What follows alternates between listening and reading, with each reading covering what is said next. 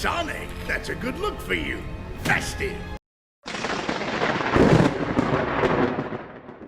If there's one complaint that the Sonic franchise tends to get, especially in recent years, well, there are plenty that I could mention, but unlike the Werehog, I don't have all night.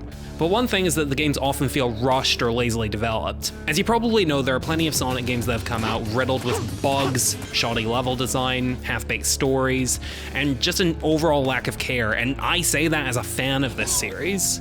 If you don't like it, you can stay here. You've got to be kidding. God, it just occurred to me that I'm basically starting this video with the whole Sonic has had a rough transition since his jump to 3D speech that you've heard a million times. But look, before you disregard me completely, today I actually want to talk about an aspect of this series that really has a lot of energy and artistic passion put into it.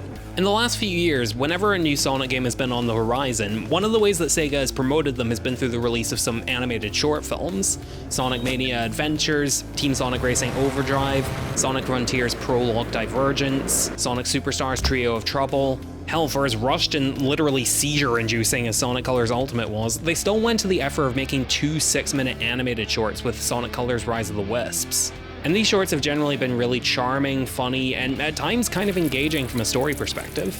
I'm just spicing it up. But a few years before they got into doing this on a relatively consistent basis, there was one short from several years earlier that was sort of the first of its kind, and it goes by the title of Sonic, Night of the Werehog. Released in 2008 to promote the then upcoming Sonic Unleashed, the short was made by Marza Animation Planet, a Japanese CGI studio who also handled the cutscenes of Unleashed along with a few other Sonic games and even worked on the effects of the live-action Sonic movies. A little ball of super energy in an extremely handsome package. You know what that means, don't you? Well, you remember that opening cutscene from Sonic Unleashed? The one that's widely regarded as one of the best cutscenes in the entire franchise, as well as one of the best opening scenes to any video game? Yeah, the studio behind that made their own Sonic short film. I'll give you a moment to process your orgasm. Alright, that'll do. The short was initially released on Sega's website, and while the original upload doesn't seem to be available anymore, as far as I can see, you could very easily find re-uploads on YouTube. And in December 2023, Marza themselves officially uploaded the short to their own YouTube channel, which I think says a lot about their artistic commitment. I mean, the short's primary purpose was to promote a game that came out in 2008. By all accounts, that purpose has been served, so it was reasonable to assume that we just never get an official upload ever again. And yet, all these years later, here it is. And while Marza, as far as I'm aware, haven't given a specific reason why they did this, I can only guess it's because, quite frankly, it's good enough to be worth preserving. The story involves Sonic, and his sidekick from Unleashed named Chip, at an unspecified point during the events of the game. The two of them have decided to take shelter for the night in a seemingly abandoned mansion, unaware that it's actually home to some ghosts. The two main ghosts of the story are Sue and malicious spirits haunting this decaying house and preying on unsuspecting visitors in the dead of night so that they can take scared pictures of them to earn the affection of a girl ghost named La.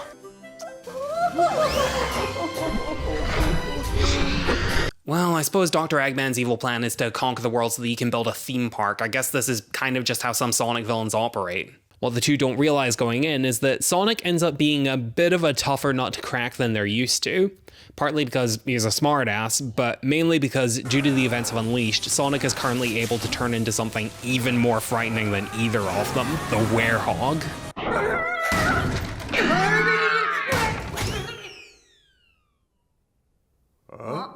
Not wanting to lose La's attention, Sue and resort to more drastic measures. So considering the studio that made this short, one thing that is basically to be expected is that the animation is great. The short doesn't have any dialogue beyond some grunting and such, but the characters are still made extremely expressive through their facial and body animations, and it makes for some good characterization. And since the ghosts are supernatural, the animators can basically have them move and morph any way they want to convey what the characters are feeling. From a technical perspective, the animation holds up really well, and the textures and lighting look really nice. Admittedly, I wouldn't say it looks as impressive as some of the cinematics that Marza made for the games. Those cutscenes can look really amazing at times. But it is a little understandable since those scenes and this short are trying to accomplish different things. The story in Unleashed is trying to be this large-scale globe-trotting adventure with the fate of the world in the balance. Night of the Werehog is essentially a comedy sketch. The story isn't anything too serious, so I'm not expecting big, grand visuals like those from the game. And to its credit, the comedy in the short is actually pretty good, the dynamic between the three main ghosts being the main highlight.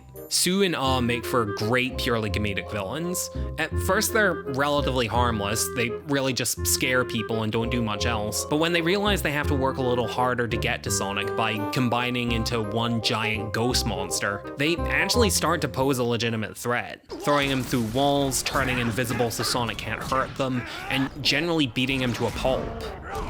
But it's still funny because we know that the reason why these ghosts are doing it is honestly just kind of pathetic. For as dangerous and malicious as they come across throughout their interactions with Sonic and Chip, it's all in service of simping for a woman who is clearly just toying with them for her own benefit and doesn't actually care about them. And even when they finally do get Sonic right where they want him, they just can't help but fight over who's going to take the glory, screwing themselves over in the process.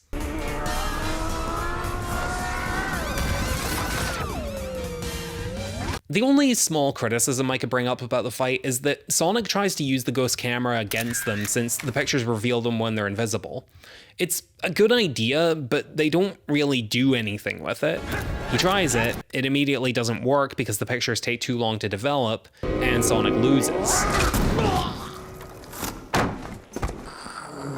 I just think it would have added some tension to the fight if the strategy worked well enough that Sonic was able to get a few good hits in, even if he was going to lose the overall fight. But it doesn't ruin the scene or anything, I just think it's an idea they could have gone slightly further with. Overall though, the ghosts have this fun and menacing dynamic, and their personalities are really entertaining to watch.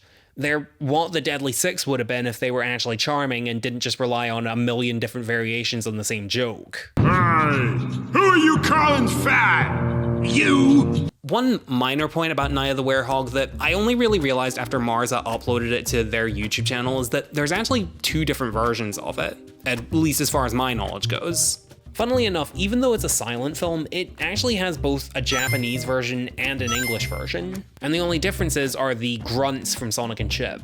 In the English version, which is what I initially watched, Sonic is voiced by his, at the time, current English-speaking voice actor, Jason Griffith, while Chip was voiced by Tony Salerno. Oops. In the Japanese version though, which is the version that Marza uploaded, Junichi Kanemaru, Ryoko Shiraishi, and Tomokazu Seki voice Sonic, Chip, and the Werehog respectively.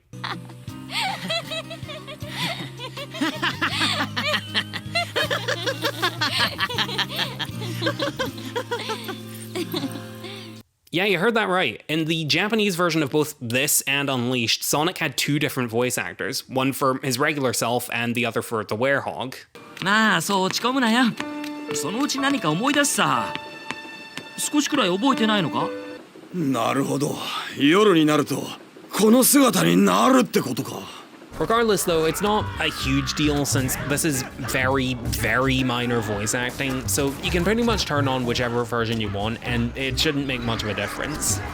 But if you put a gun to my head and force me to pick a version, I'd recommend the English just because I prefer Chip's voice. His English voice sounds a bit more distinct and I think it just suits the character a little better.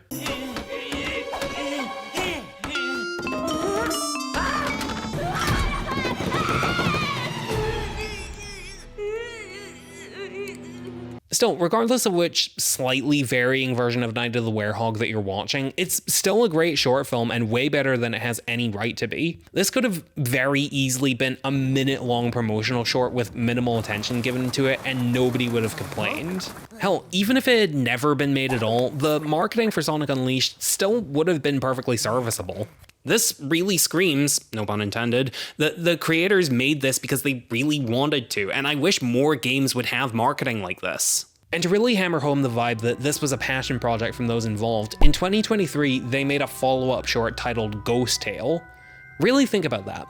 How often do you hear about an advertisement from 15 years ago suddenly getting a sequel out of the blue just because? And as far as I can tell, this wasn't made for any promotional purposes. It's not advertising a remaster for Unleashed, as nice as that would be, and it's not made to promote any new Sonic game. Sonic isn't even in this one. You could honestly watch this without ever seeing Night of the Werehog and have no idea it's Sonic related.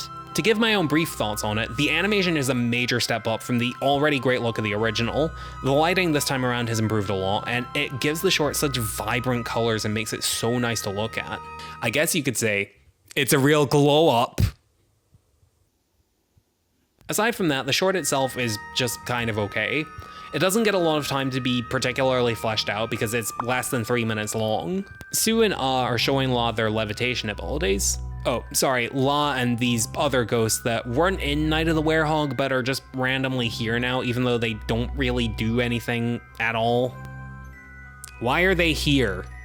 La decides to give the whole levitation thing a shot but can't quite seem to pull it off. Go, Web!